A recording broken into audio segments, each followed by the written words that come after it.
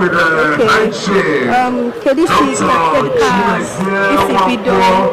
The founder of the Individual Foundation. Also, Patuna Dimwa of the Cherokee. All right, distinguished ladies and gentlemen, the hour has come for us to get down with the program of the day.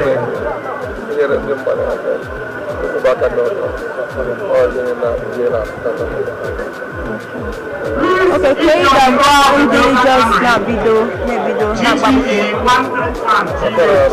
Your attention is the budget. GTE 131. The local gallery. Your front outside. Please, you contact police and security. On the quick notes, the hour has come for us to observe our tradition.